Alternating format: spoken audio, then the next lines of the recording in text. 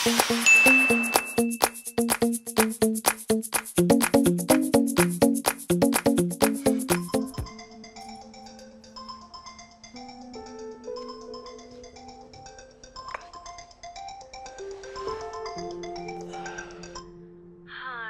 really sorry. Hindi talaga ako pwedeng maunang umuwi sa team.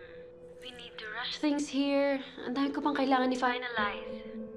Basta nandyan ako sa libing ni Katie. I hope you understand, okay? Talk to you later, ha? And I'm really, really sorry about Katie. Sige, magpahinga ka na.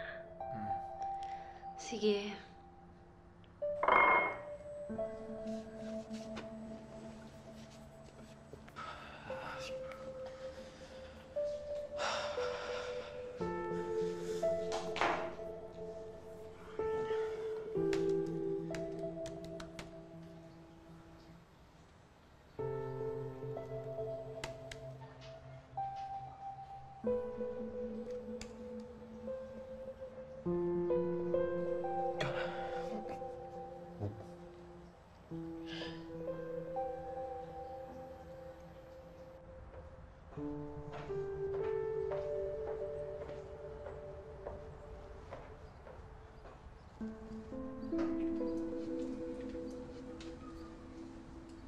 Hindi ako pupunta.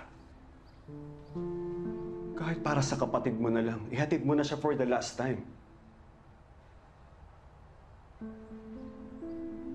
Wala si Katie doon.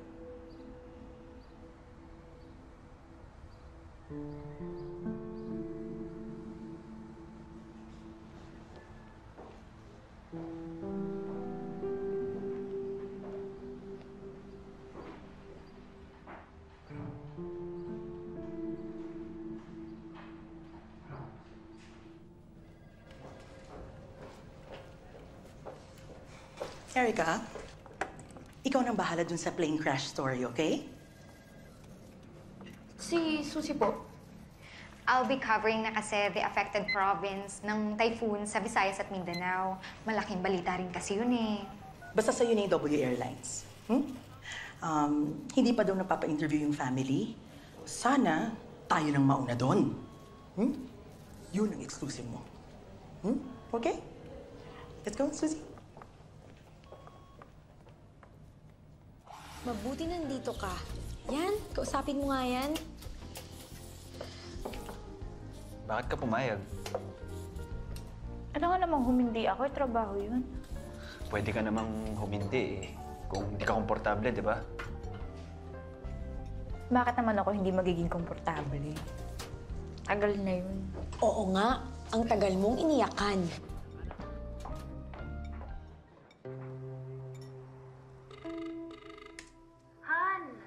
Ha? Meron akong good news at bad news. Well, the good news is, nagustuhan ng client yung designs namin. Congrats. So, ibig sabihin, nakakauwi ka na? Yun nga eh. Binigyan kasi kami agad ng new project and we have to do it ASAP. Kaya, hindi daw makakauwi. Han, trabaho eh. Alam ko.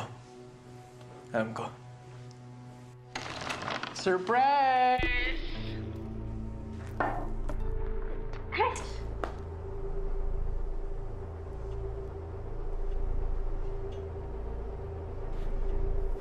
Ma'am, sino po bang naapektuhan? Anak po ba? Kasama yung anak ko sa flight at namatay siya sa ospital dahil sa dami ng tubig sa kanyang baga. Kailangan namin ng pera. Hindi po ba sagot ng airline ang lahat ng expenses ng mga biktima? Ang sabi nila, yung covered lang ng insurance ang sasagutin nila. Kulang na kulang yon. Paano pa ang pagpapalibig sa kanya? Yung uwi pa namin sa probinsya. Halika na. Sa'yo wala tayong mapapala rito eh. Sandali na lang po, sir. Konti na lang po. Nakuha mo yun? Opo, okay po. Tristan, pwede ka bang ma-interview tungkol dun sa aksidente? Sige na, kahit konting information lang. Tristan! Tristan! Tristan! Tristan, please! Gusto naman ito. Sundan natin, kuya. Sige po. Tristan! Tristan!